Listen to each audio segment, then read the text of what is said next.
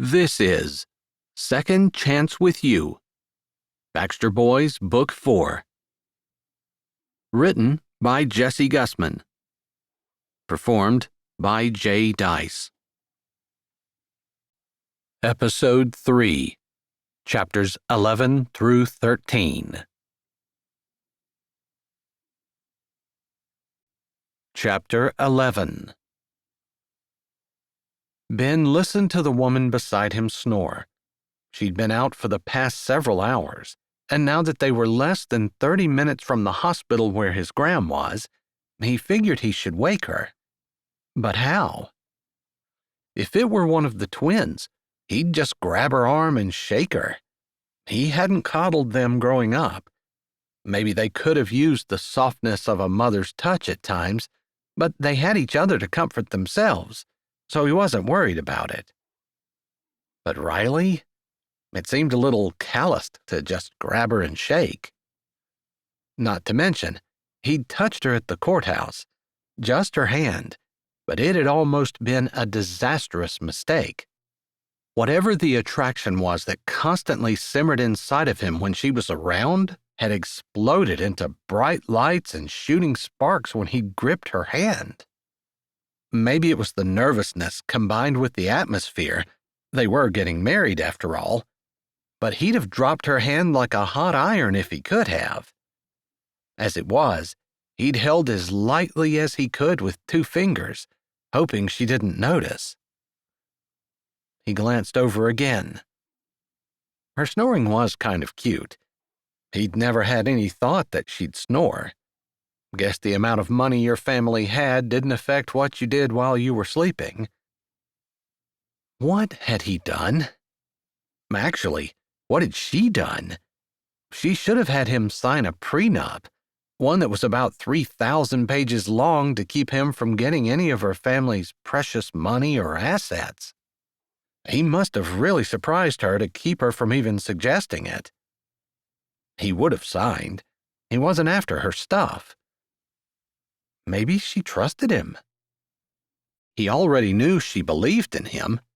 Did she trust him that much, too? It wasn't like she didn't know him, or at least know his reputation. The sun had set long ago, and as he slowed to make a turn, the street lights hit her face, soft and vulnerable in slumber, light lashes resting on soft cheeks, her slender hands tucked under her chin. He always thought of her as strong and decisive, determined, but right now, she looked fragile and defenseless. It stirred his protective instincts, like the twins did, like when his mother had gotten sick. He wanted to reach over and draw her closer, pull her into the protected circle of his arm, have her rest her head on his shoulder and lean on him. After all, she believed in him, and she trusted him too. The least he could do was protect her. He'd married her. Real or fake, he considered it his job to take care of this woman. There would be time later to consider the implications of that. Riley probably didn't want his protection or care, although that's really all he had to offer in exchange for her belief in him and her trust. Didn't really seem like a fair exchange when he'd take all she was giving, but she didn't want all he had to offer. He shook those thoughts away. Thankfully, she stirred when he pulled into the hospital parking lot. It was nearly empty, and he found a spot while she straightened and looked around. "We're here?" "Yeah." He pulled out his phone, more to give her some time to wake up than because he thought he missed anything. There was a text from Cassidy's number telling him Graham had asked about him, and another saying they were leaving the hospital for the day because visiting hours were over. Well, he might be able to intimidate the nurses into letting him see his Graham, but he'd put money on Riley being able to sweet-talk them into it. He grinned. It was nice to have that kind of competence on his side. He looked over at her. "Visiting hours were over 45 minutes ago. Think you can get us in to see Graham?" The sleepy look had faded from her eyes, but a piece of her hair was bent over the wrong way. He reached up to move it. Her mouth had opened, maybe to answer him, but she froze as his hand touched her hair. He smoothed it down, marveling. With the twins, he'd kept their hair short until they could do it themselves, even though he loved long hair. It was too much trouble to mess with everything else he had to do.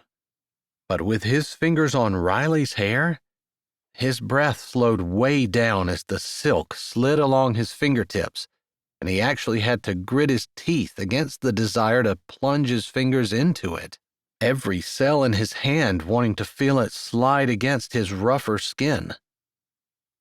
Her eyes widened, maybe at the look on his face, and he dropped his hand immediately. "I can probably get us in." Her voice sounded weak, like a motor with no turbo. "Do you know where we're going?" "Yeah, I've got the room number." His heart rate had gone back to almost normal, although his voice held a rough note that wasn't usually there. "You ready?" She jerked her chin up and reached for the door handle.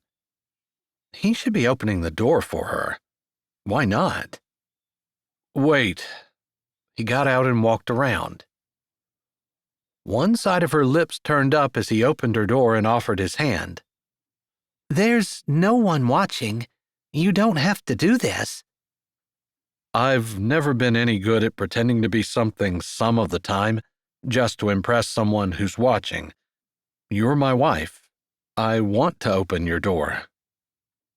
He couldn't read her expression. Her gaze was on their hands, hers white and soft, his dark and rough. The contrast was obvious and striking. It made him want to protect her even more, until he realized what she was probably thinking. She'd said he wasn't good enough. Their hands told the whole story. A person couldn't look at his hands and not know with certainty that he did manual labor for a living. Hers, they looked like a pampered millionaire's hands, too good for the likes of him, especially when one took in the ring on her finger. It looked crude and ugly next to the porcelain white smoothness of her perfect skin. He helped her out and closed her door, slamming it a little harder than necessary. He'd been right. It didn't take Riley 15 seconds to convince the nurses to allow them to go back to his Gram's room, and suddenly he was walking in to see the grandmother he hadn't seen in 20 years, almost to the day. Very conscious of the woman beside him, of the unresolved animosity between them, and especially of the fact that they were supposed to be happily married, he walked down the hall, close but not touching. He intended to do everything humanly possible to help her get her company's terminal running in the black, cash in at the top of the company, make her dad proud, and get the corner office that he knew she coveted. He would insist that she play the part of his wife with equal dedication, which meant he was going to take her hand. Would she allow it? It would be better to find out here in the hall, out of sight of his grandmother and family members. Married couples didn't necessarily need to hold hands, a little voice in his head said quite clearly. He knew it was right. He didn't want to take her hand because of his Gram. He wanted to take her hand because walking beside her this close and not touching her was torture. But she looked down on him. She didn't think he was good enough. She couldn't have been more clear when she'd said that to him in high school. His heart hardened and his jaw set. Then her hand touched his. His breath caught. He wavered for a millisecond before he took her hand, threading their fingers together. He'd never kissed her, but he'd held her hand when they met behind the bleachers before school, every morning of their senior year from Christmas until the night of the prom. He pushed the thought away, unwilling to remember. The sparks were still there, muted. Her hand felt like it was made for his, perfectly fitting as skin slid against skin. His arm tingled and his heart warmed. Riley must have felt his unease because she squeezed his hand. He squeezed back, wanting to pull her closer, not wanting to let go. The thought scared him a little. The marriage was for convenience and revenge. Why was he enjoying holding her hand and squeezing it? He almost pulled his hand away but stopped himself. He didn't need to remove his hand. He simply had to stop enjoying holding hers. Easier said than done. He squared his shoulders and stepped in as Riley thanked the nurse. An old woman, so much older than the picture in his mind, lay on the hospital bed, hooked up to lines and monitors. White hair billowed in a thin cloud around her head. Same stubborn chin, wrinkles where her smile lines were. No fear and no uncertainty in her frail body. Maybe she hadn't changed that much. A thin curtain separated her from her roommate, whose TV flashed in the dim lighting. At least it wasn't blaring loud. His Graham's eyes were open. They narrowed. Recognition flashed. "Jimmy?" she said. He cringed. She thought he was his dad. Grateful for Riley, at least he could prove that he hadn't deserted his wife like his dad. He stepped closer. "It's Ben." "Benjamin?" His Graham's blue eyes lit up. "Is that you?" Something buzzed against his side. Riley's hand slipped out of his and she pulled her phone out. He could read the screen. Dad. She looked up at him. "I need to get this." He tilted his chin. She'd done what she needed to do for him. Graham had seen her at least. Riley turned and stepped out into the hallway. For a brief moment, Ben wondered if that's the way it would be if they were married for real. Daddy first. If Riley had a flaw, that was it. He turned back to his Graham. She struggled to sit. "No, Graham, stay down. You remember me? Ben?" "Cassidy whispered to me that you were coming." "Told her I would." "I didn't believe it," she rasped. "It's been 20 years since you left." "Long time." She looked back past his shoulder, her eyes hopeful. "Was that one of your sisters?" "No." Her shoulders stooped. He took a breath. He didn't have to lie. Not about this, at least. "That was my wife, Riley." It felt good to be able to tell the truth, and he made a mental note to thank Riley. He didn't think he'd done that. Of course, he was going to work his heart out for her, just so she could put a smile on her old man's face. That should be thanks enough. "Riley, I don't think you ever told me her name." "Probably not." He looked over his shoulder. Riley stood out in the hall, the phone to her ear. She wasn't talking. He smiled to himself. Probably she didn't do too much talking when she was on the phone with her dad. "She was pretty." Yeah. He supposed she was pretty. It wasn't something he'd ever really thought about. Her drive and commitment, her fearless tendency to jump in and figure things out as she went along, unafraid to admit she was wrong and change course. Those were all things he'd admired in her since the first time he'd met her. "Where are your sisters?" Graham's bony, wrinkled hand fingered the scratchy hospital sheets. He stepped closer until he was beside her and reached down, picking up her hand and holding it. "They're coming tomorrow." "Both of them?"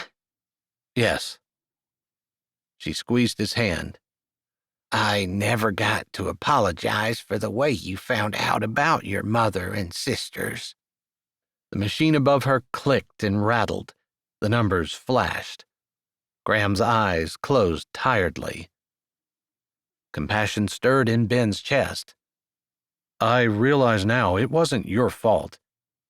His dad had been a real piece of work. He'd had 2 wives and had taken Ben from his mother and moved him in with his other wife so all his boys could be together. Ben had been too young to remember much, just had some nagging, ragged memories. His brother's mother had been a nice woman, duped just like his own mother. 14-year-olds aren't the most rational age group on the planet."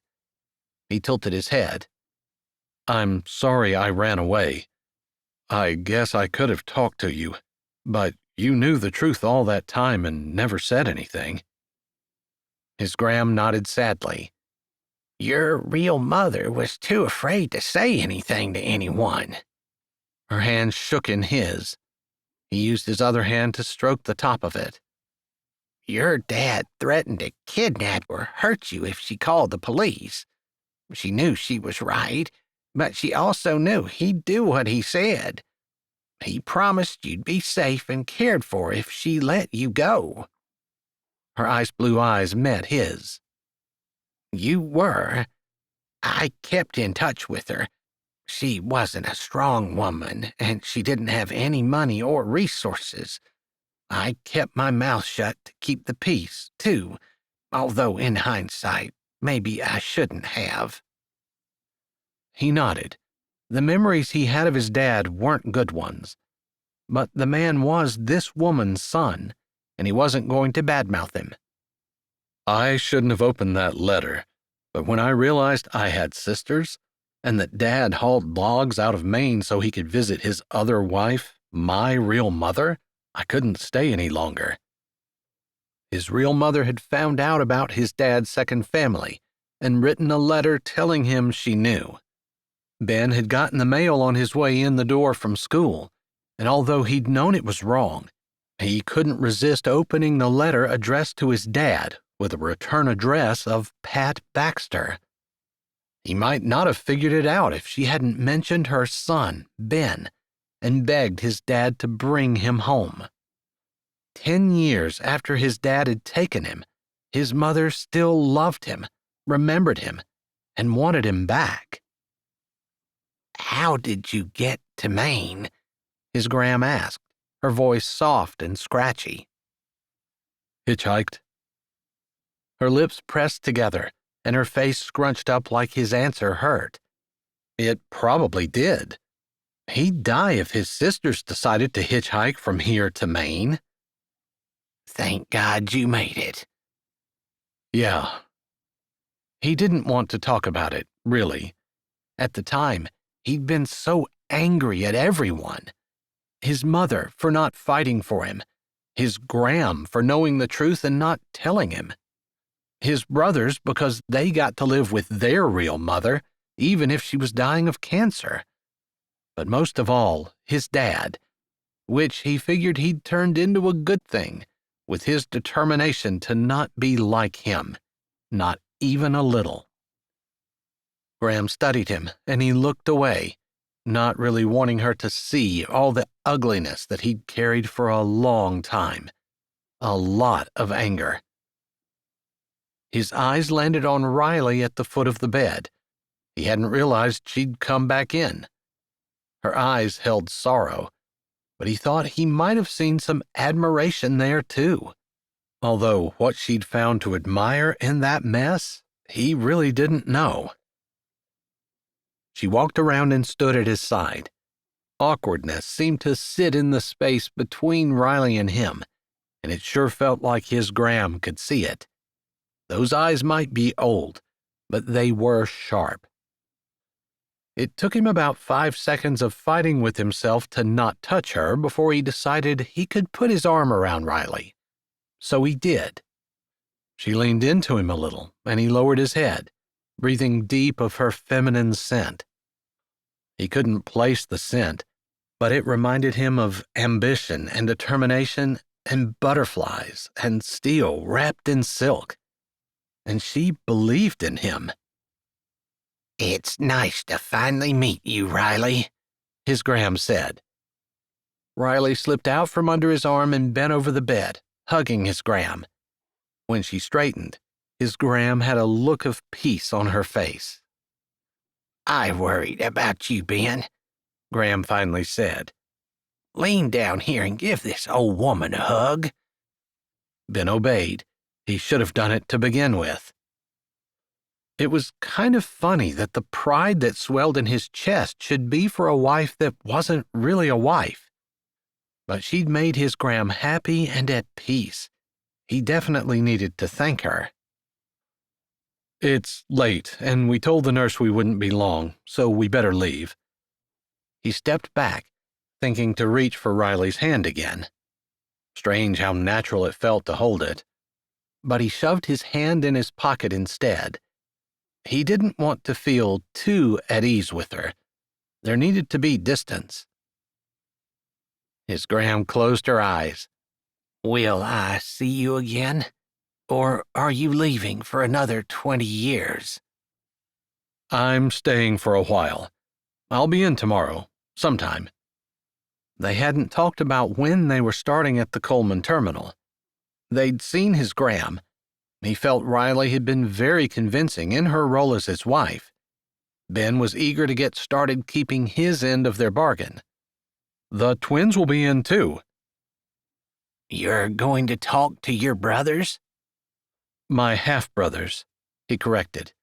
I'd imagine we'll run into each other here at some point. He wasn't going to avoid them. You're the oldest. You're also the one who left. For good reasons, but they'd done a good job of making his Gram happy. He wasn't going to ruin that. I hear you. I'll think about it. He leaned down and kissed her dry forehead. It was good to meet you, Riley said. His Gram nodded and smiled without opening her eyes. Take care of that boy. He looks like a tough one, but them's the ones that always have the soft insides. Riley slanted her eyes at him. Her thoughtful look made him uncomfortable.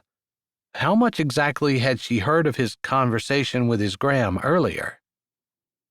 He supposed it didn't matter. It wasn't like he was hiding anything. Not on purpose. But sometimes there just wasn't much point in taking all the crap out of your heart and examining it. Without thinking any more about it, he took Riley's hand as they walked out of the room and down the hall, waving at the nurses before getting on the elevator. At that point, there truly was no reason for him to still be holding it. Maybe she'd think he'd forgotten, when in reality, his whole focus was on the slim hand in his. He shouldn't want to hold it, and as they stepped on the elevator, the last possible time anyone could see them, and with that, his last possible excuse for still cradling it in his, he made himself drop it, like letting go of a lifeline. The elevator doors closed behind them. Riley let out a deep breath. I thought that went well. Yeah. He forced his mouth open. Maybe she still looked down on him. If she did, it hadn't interfered with helping him convince his Gram they were married. Thanks. I know I didn't give you an easy choice. Actually, I kind of pushed you into this, but I appreciate the fact that you took it seriously. That look on my Gram's face made everything worth it for me. Thank you. He'd been staring at the elevator door as he spoke, but he looked down to see her staring up at him. I didn't expect you to thank me, she said softly, her eyes a little wide and her brows slightly lifted. He wished she'd quit looking at him like that. It made him want to do more than hold her hand. He looked back at the elevator door. Why wouldn't I? She shrugged. We made a deal. I'm just keeping my end. It's not a given in today's world That you would do what you said you were going to do. They had never made any promises to each other, so that wasn't a slam. It was a simple statement of fact. She nodded. She'd worked with the same kinds of people he had. She knew it to be true. The door opened. He pulled the parking ticket out of his pocket and walked to the machine to pay.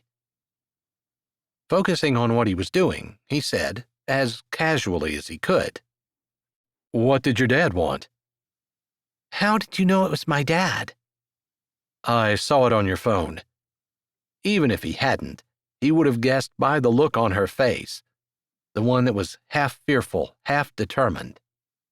He got the feeling she'd do anything to make her dad happy or proud. A clawing and tightening ripped up his throat. Jealous?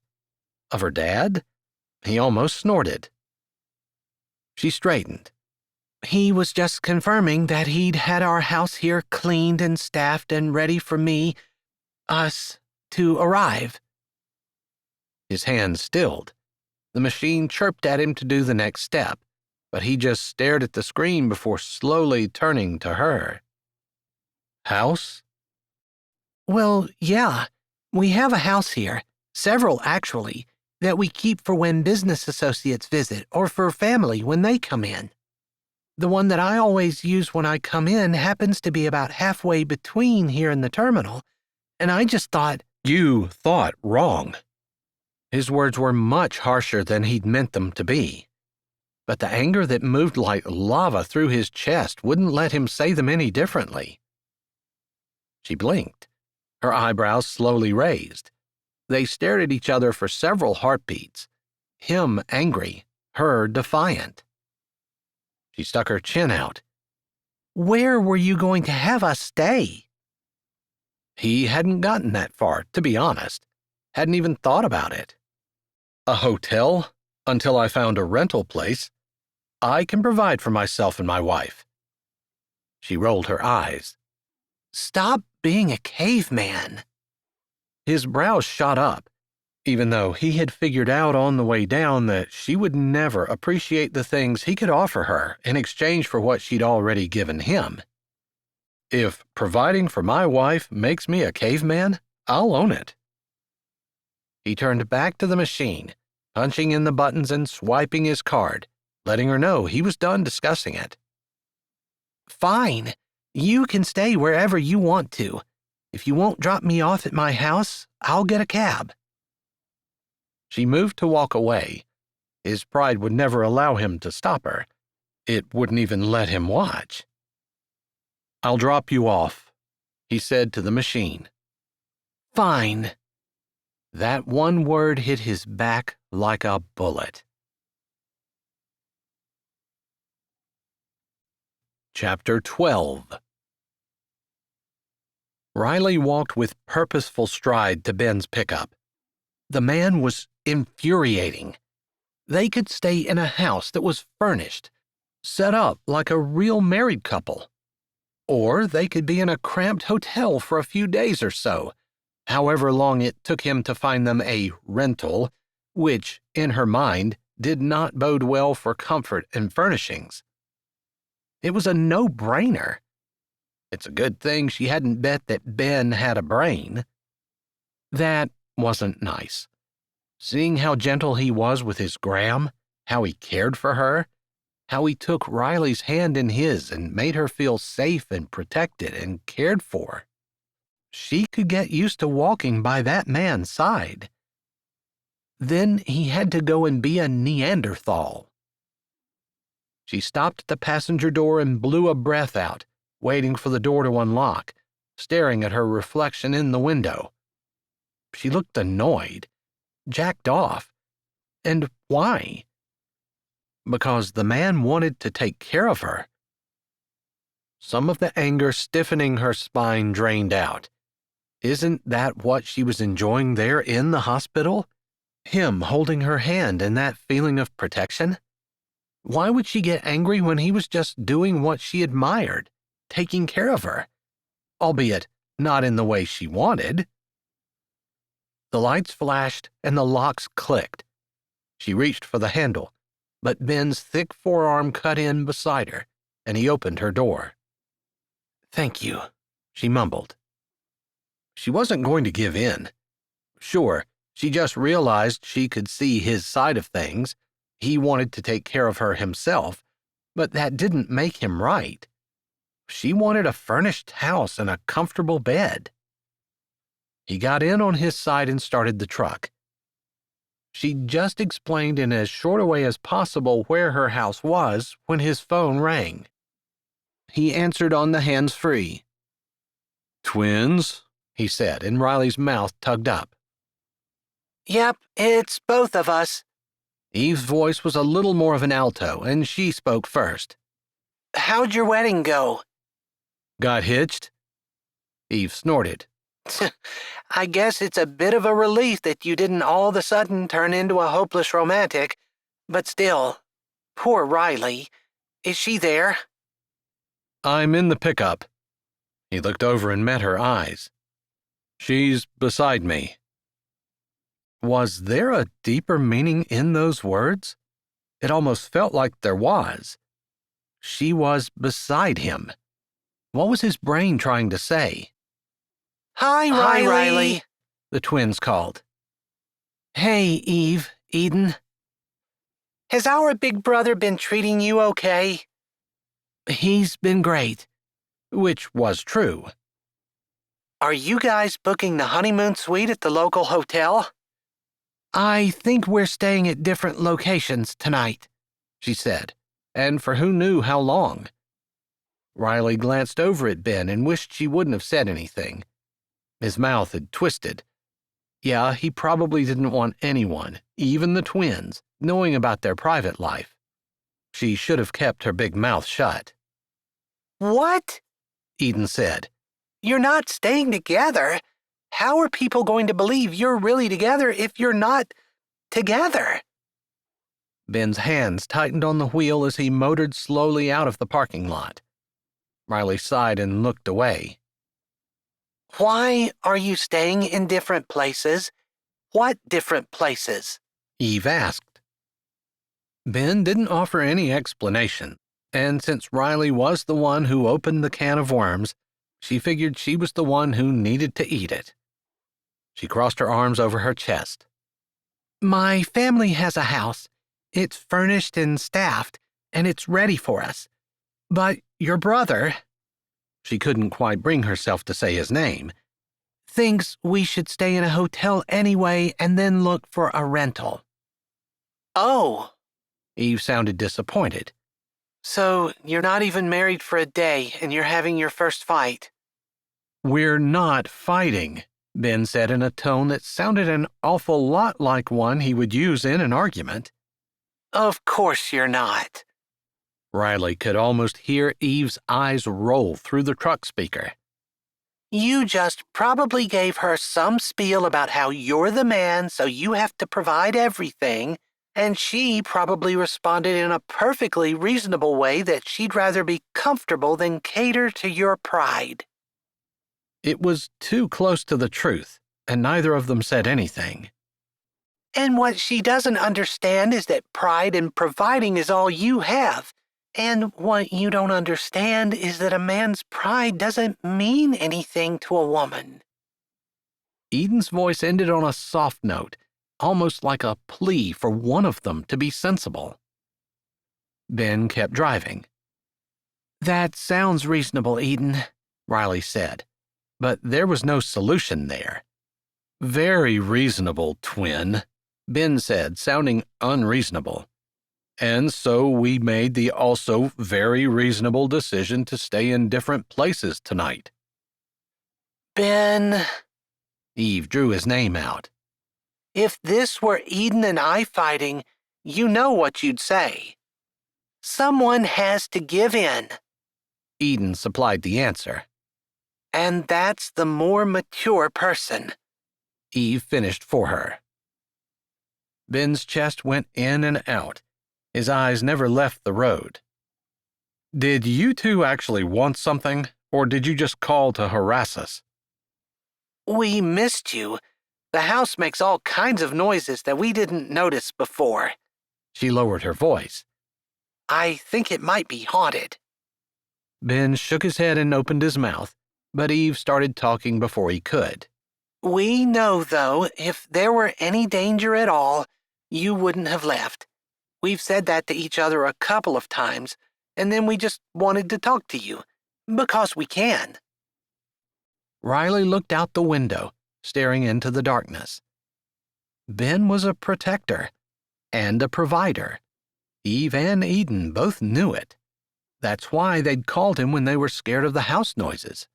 And that's all he was trying to do with her. Protect, provide. Even though it made a lot more sense for them to just use the house, wouldn't it be big of her to let it go and allow Ben to do what he was good at? As soon as the twins hung up, she would tell Ben she'd go to the hotel tonight and move into a rental place when he found one. Let him live his strength. They chatted a bit more, with the twins saying they'd be down tomorrow evening and Ben promising to meet them at the hospital. They talked a little about their day and everything they needed to do in order to leave and come down. Riley listened. This was a side of Ben she'd really not seen. He was their brother, but he played the role of both mom and dad to them, and they obviously adored and respected him. She had always thought of him first as a man she was attracted to, and second as a great employee and a huge asset to their company. This side, the softer, gentler side of Ben, was intriguing and attractive. He ended the call when they were just a few minutes from the turn for her house. She was lost in thought and didn't speak right away. Beside her, Ben tapped the steering wheel. You know, the girls were right. It's just my pride. Let's stay at your house. I'm sorry I made a big deal about it. Her head whipped around. No, you don't get to be the big person. I was going to say we'd just stay at a hotel like you said. His eyes cut to hers, like he was judging whether or not she was joking. One side of his mouth kicked up, and he grunted. Are we going to fight about it again, only on different sides? She laughed, a tension-easing laugh. No, let's stay at my house. It has 6 bedrooms. I'll have the staff get 2 more ready for Eve and Eden, and they can stay with us while they're here. It sounded like they're coming down for a while anyway. He shrugged. We'll see how things go. She could accept that answer. I was hoping to go to the terminal tomorrow. Dad said next week, but we could get started early. If the guy I'm replacing is there, it could be awkward. It was a woman, and she's gone. Ben made the turn down the road that led to her property. It was a dark lane, but the old fixed-up farmhouse glowed as they topped the rise. Ben stared at it. When you said staff, what exactly did you mean? Just a maid and a handyman, nothing crazy. You have a maid and a handyman here? They might not be in the house. There's a smaller house over there. She pointed off to the left where a smaller, darker home stood. That's where they stay. They don't have families? Ben still hadn't moved more than a few muscles it took to keep the slowly moving pickup on the drive. Well, my dad lives on the other side of town, about 45 minutes away. That's where they usually work and where their families live. If I stay for any length of time, we'll hire my own staff, and Dad will get his back. It sounded rich as she said it, and she could only imagine how it came off to Ben. Just think of it as one of the perks of being married to me. You're going to work your butt off for the company, and this is what you get in return. I get a paycheck in return. He stopped the pickup in front of the garage. Not servants. Okay, so it's what you get for putting up with me. His eyes slanted over. Putting up with you hasn't been as hard as I was afraid it might be. He shifted into park and shut the pickup off. You do snore, though. I do not. It was kind of adorable, actually. He opened the door and hopped out. She snored? She supposed that wasn't such a huge surprise, but no one had ever called her adorable before. Ben opened Riley's door. She looked surprised again, and he hid a smile. He liked surprising her. Even if she did make him feel like he wasn't good enough because all he could provide was a cramped hotel room, not a house, with servants. After his initial gut reaction that she was showing him how much better she was than him by insisting they stay in a house, he'd realized that she probably just wanted to be comfortable. The house wouldn't cost them anything and would be far nicer than a hotel. She hadn't been lording it over him. He needed to give her the benefit of the doubt. He walked to the back and grabbed his duffel out of the pickup, along with Riley's suitcase and 3 of her smaller bags. He'd carry the rest of the luggage in a bit. She'd walked to the door. I'll have to have a copy of this key made for you. There's probably a machine at the shop that will do it. There'd been one in Maine, and that was a smaller place, so he'd assumed that this terminal would have all that and more. Remind me to give it to you in the morning. I will. I'll have a copy of my pickup key made as well, so you can drive it if you need it. He supposed that's what a real married couple would do. The line between when they faked it and when it was real was getting harder and harder to see, and they hadn't even been married that long. It was funny, but when he allowed himself, he forgot what Riley had done and just enjoyed the woman she had become. She was still way out of his league. He needed to keep that in mind, or he was going to end up hurt over this. The lock clicked, and she pushed the door open. He stepped into the roomy entry, hardwood floors polished and gleaming. A staircase had an old-fashioned wooden banister lining the length of it. Glistening lights hung from the ceiling, and everything looked picture-perfect. A far cry from his comfortably worn home and furnishings. Cozy, comfy, and easy to clean were his main requirements in home decor. Here he felt like he'd stepped into a magazine. The general unease that had been simmering in his chest since she'd mentioned having a house and wanting to stay there caught fire. He tried to snuff it out, but was afraid that he only fanned the flames. I'll carry your stuff to your room if you tell me where it is. His voice sounded almost normal. Weird. You don't have to. Am I sleeping in the servants' quarters? They're not servants' quarters. She put a hand on her hip. And no, why? Then I assume I'm going up anyway. I've got your stuff. I'll carry it. Tell me where. Like he had to have a reason for offering to carry her stuff up. Okay, follow me. I'll show you around. She led the way upstairs, and he followed, admiring the beautifully refinished woodwork and wide hall. This room is mine. She opened the first door on the right.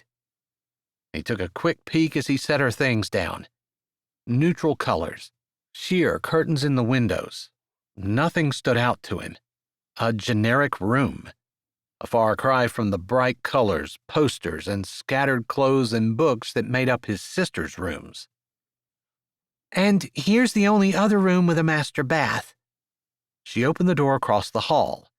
A big, dark wood bed sat in the center of the room with dark wood dressers on either side. Definitely a masculine room. So you guys did that on purpose? There's a girl's room and a boy's room? She chuckled as he set his duffel down. Yep, that way we're ready for whoever needs it. I see. He was just one of many, like a hotel, only he wasn't paying. Come on back downstairs. There should be some cold cuts and cheese for sandwiches, and I'll show you where everything is.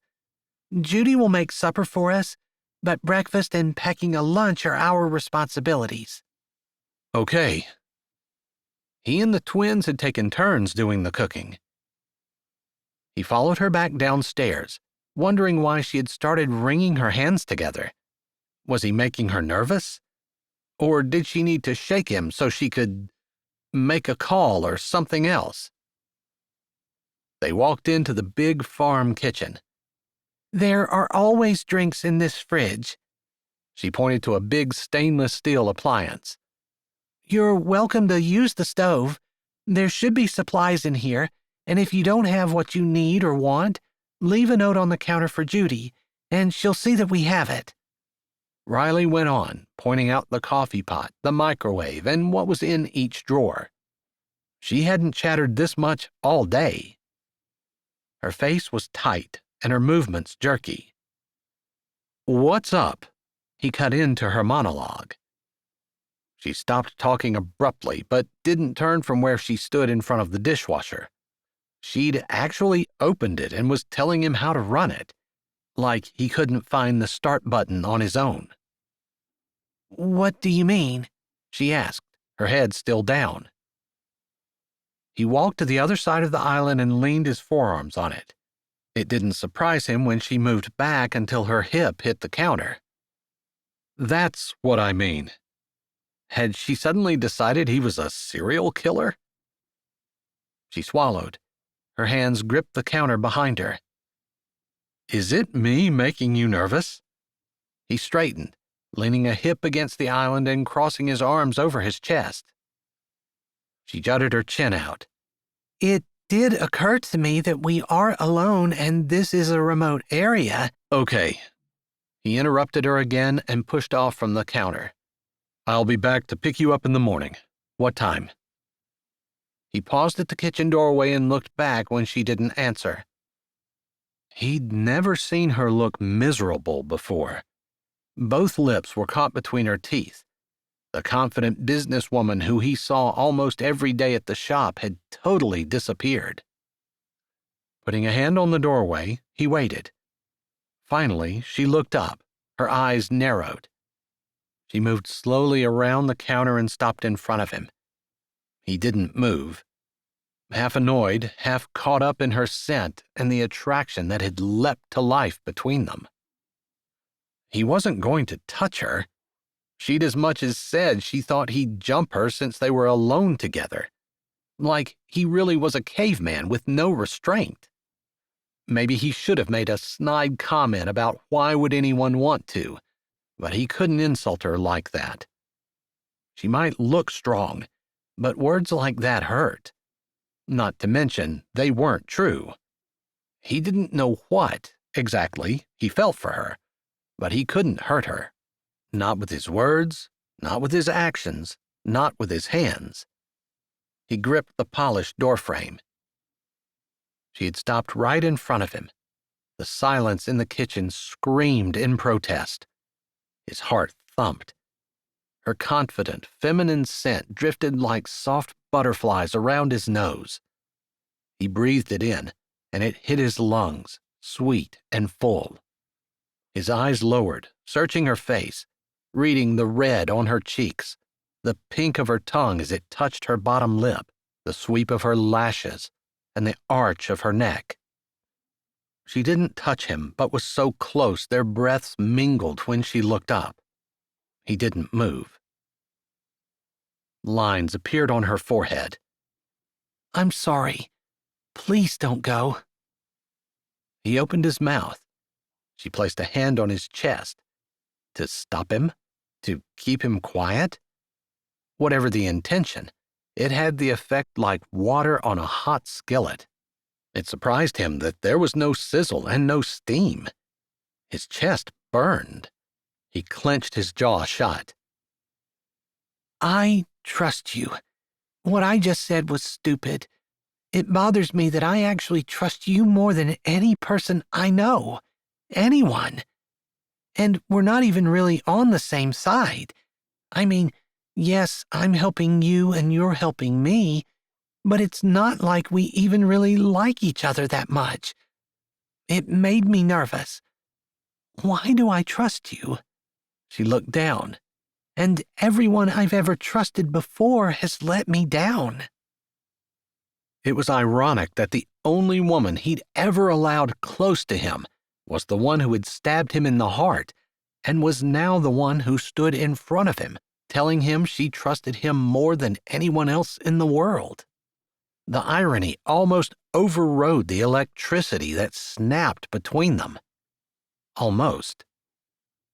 "I know how that feels," he said, his voice more gravelly and rough than an old motor on a cold morning. Recognition flashed across her face. He almost felt bad for the jab, but he needed the distance it provided. Although he couldn't move out from under her hand, he wanted to cover it with his own and press it closer to his heart. "I'm sorry for that, too." "It was a long time ago, and it doesn't matter anymore." "It was the worst mistake of my life." It had been the hardest trial of his. He'd lost his mother. He'd run away from his father. He'd accepted the responsibility for his sisters and lied to be able to work full-time to support them while still going to school. He'd done it all and gone through everything, but nothing had hurt like the betrayal of the woman in front of him. He wasn't about to tell her that. Instead, he lifted her hand, wrapping his own around it, feeling the rubber O-ring that had taken the place of a real ring. Whatever he'd been going to say or do flew from his mind when he touched her finger. "I think we need to buy you a ring before we do anything else tomorrow." "I have a ring from my grandmother that I brought with me. I didn't think about it before the wedding, but when I was packing, I found it." Several beats of loaded silence fell between them. "I would have put it on, but I didn't want you to think." She trailed off, yet again. "Think what?" he prompted. "Think, first of all, that the ring you gave me wasn't good enough. And secondly, I didn't want you to get upset and think that I was trying to make this," she motioned between them, "us, real." "Wear your grandmother's ring. I appreciate the consideration for my feelings. The line between fake and real seems to blur and shift. It's hard to decipher where it's actually at sometimes." As he spoke, their hands seemed to move with minds of their own, and they shifted. Their fingers threaded together. Heat traveled up his arm to his elbow. He was playing with fire, no doubt. If he were one of his sisters, he'd tell her to get a hotel room and spend the night reinforcing her heart with concrete. Instead, here he stood, staring into Riley's eyes and allowing her to take another chunk out of the barrier protecting his scarred and broken heart. He dropped his hand from the doorframe and at the same time pulled his fingers away from hers. "It's been a long day. That's a heck of a drive, and I didn't snore this afternoon anyway." "I can't believe you're accusing me of snoring." "I knew I should have videotaped it." Her mouth opened and closed. "You better not have." He grinned, then headed toward the stairs. "I didn't." "Are you hungry?" There had hardly ever been a time in his life where he couldn't eat. But he needed distance. He needed to remind himself that he didn't like Riley and that she'd choose her dad and his company over him again if she had the chance. Obviously, she was still his greatest weakness. Today had shown him that, if nothing else. He needed to refocus and regroup. "I'm tired more than anything else." He put a hand on the banister and started up the stairs. "It's a beautiful house. Thank you for letting me stay.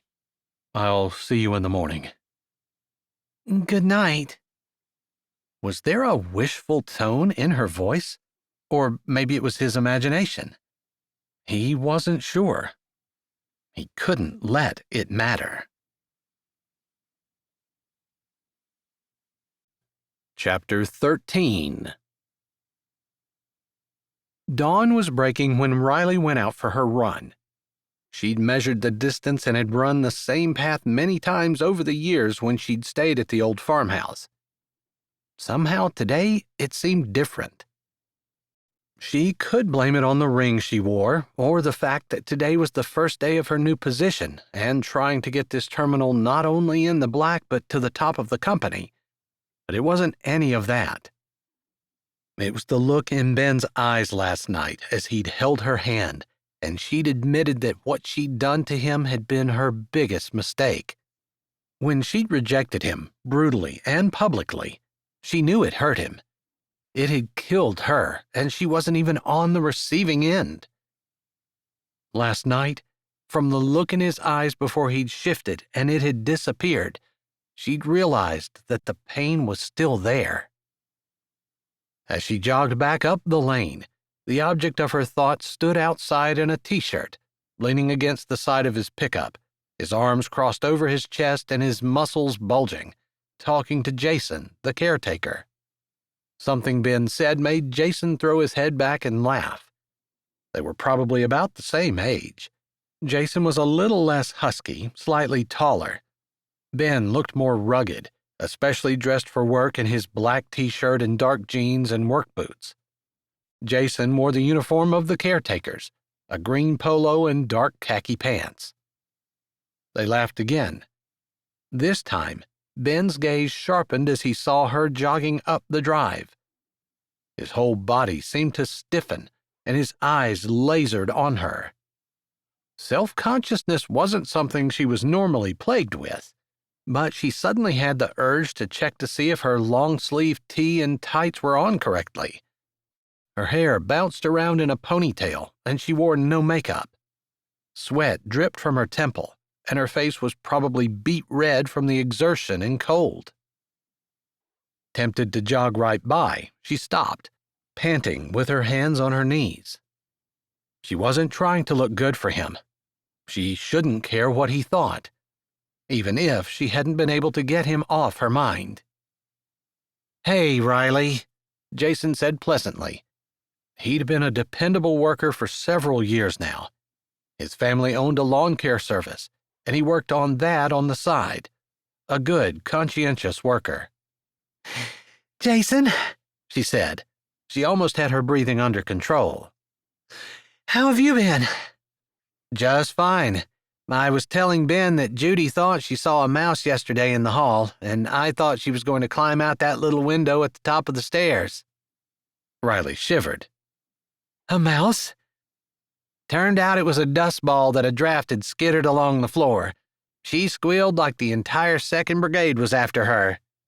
"I think I might have too." "You'd probably look just as funny as she did trying to climb the wall to get away from it." "I don't think I'd climb the wall.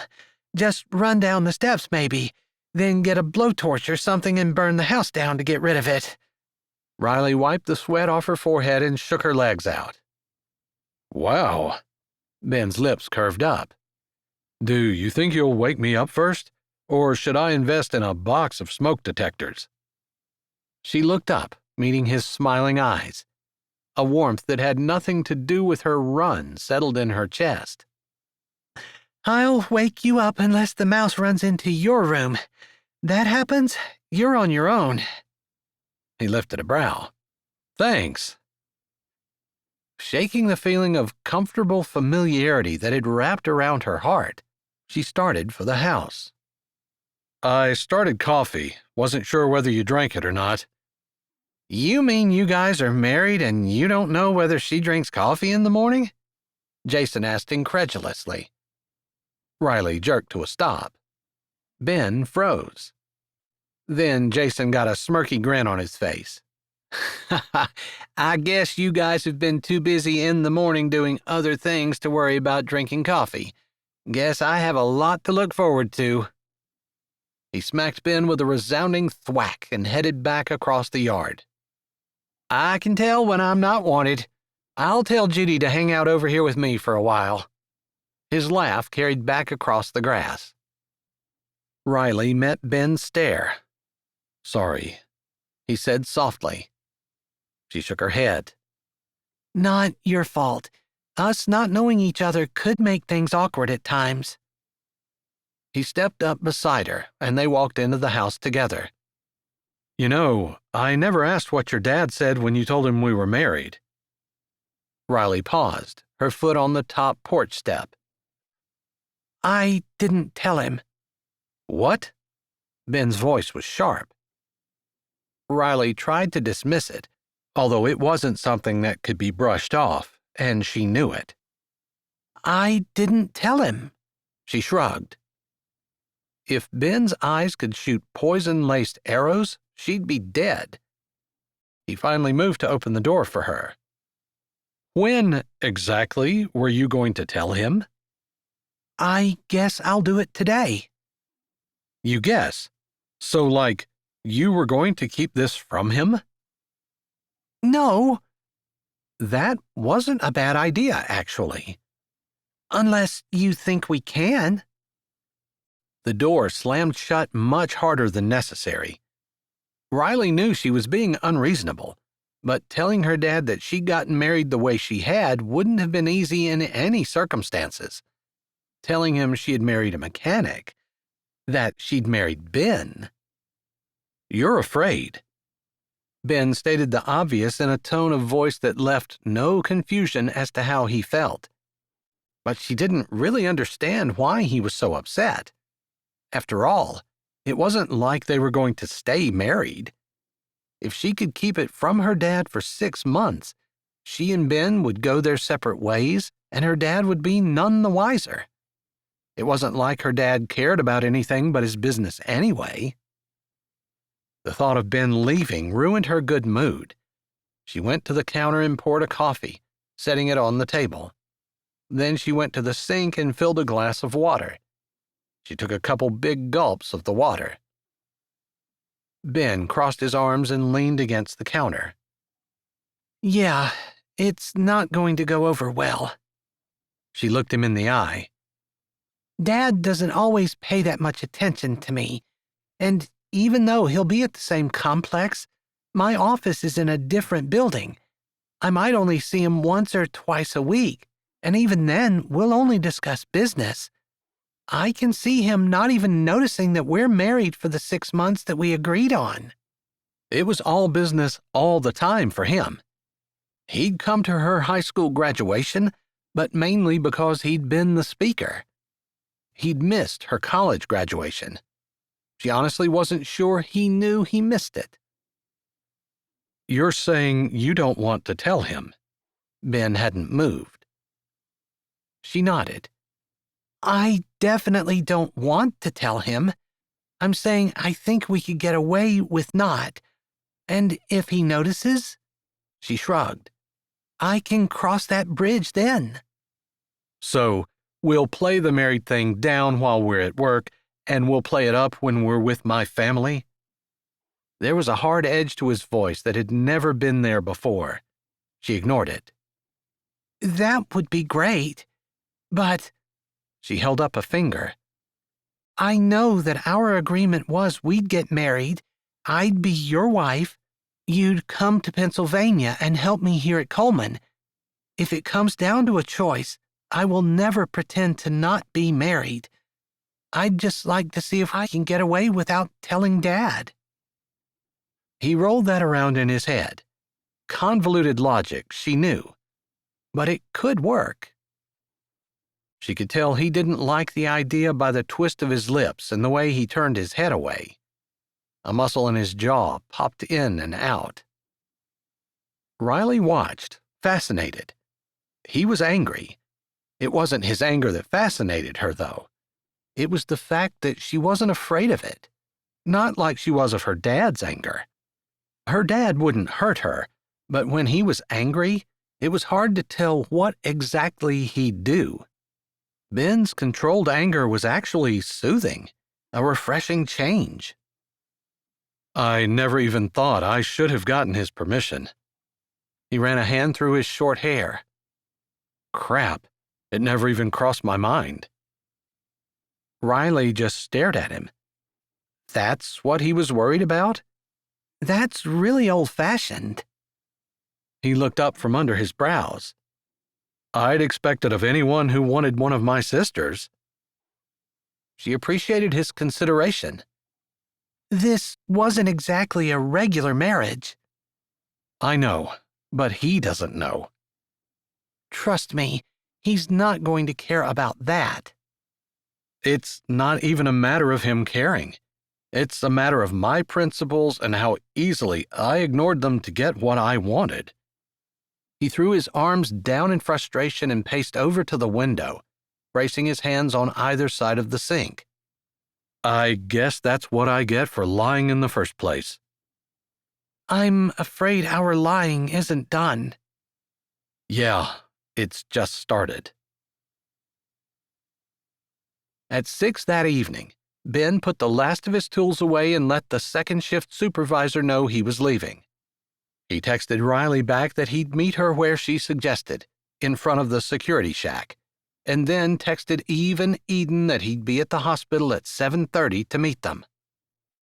Riley was waiting when he pulled up, and she hopped in before he could put the truck in park and open her door.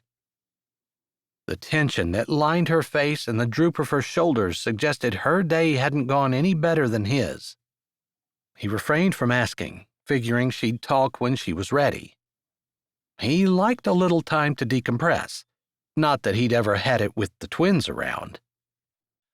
It was nice to ride in silence. There was always a radio on in the shop. The type of music depended on the tastes of the shift foreman. Sometimes the shop foreman pulled rank. It was all loud and clanging, and in Maine, he'd taken to wearing earplugs when he worked.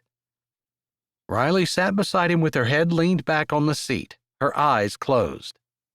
He was tempted to tease her about starting to snore, but she looked so dejected he decided not to bother.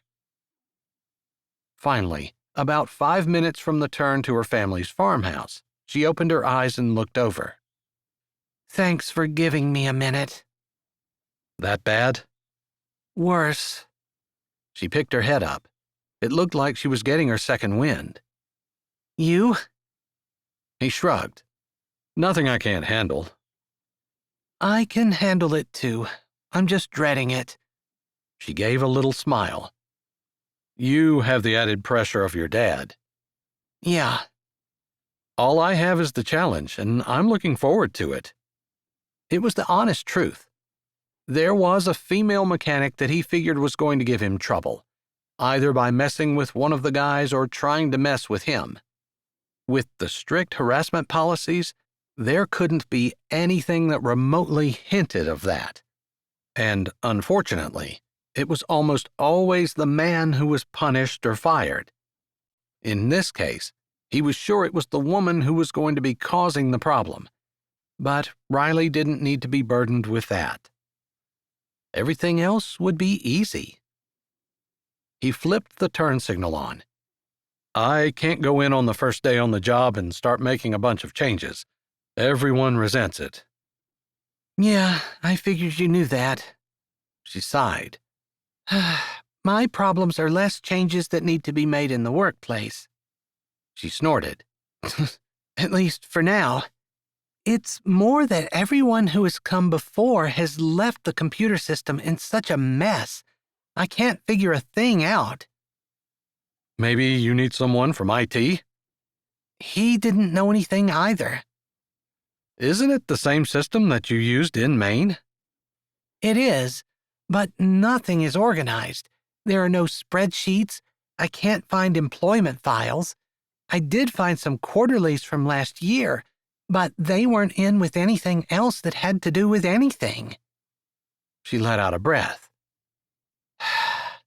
Let's just say if we do this, it's going to be a miracle, at least on my end.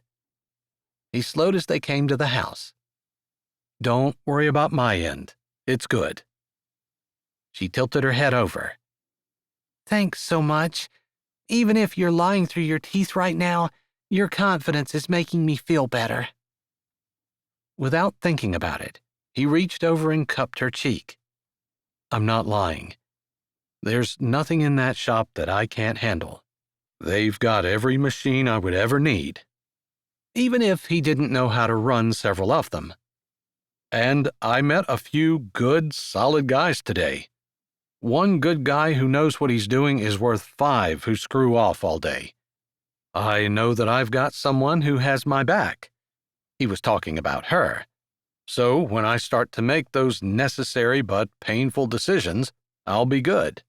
I've got guys on the floor who will work. I've got a woman upstairs in the office who will back me, and I know the system. I just have to adjust for 3 shifts instead of 1. Her cheek was soft under his hand. He ran his thumb over her skin.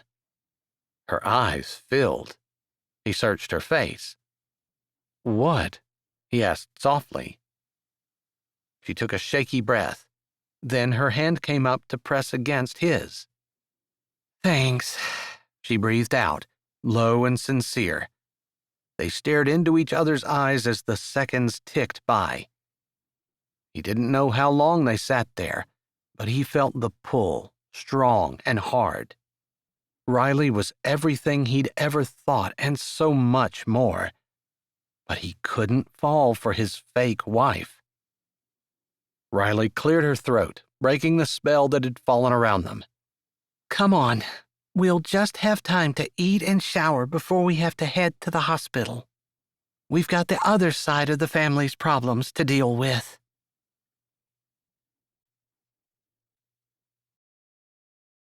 Hi, this is Jay, and thanks for listening. If you're ready for another great audiobook, here's one we think you might like. Or check out the playlist with all our latest releases. Don't forget to subscribe to Say with Jay, give this video a thumbs up, and tell us what you liked in the comments.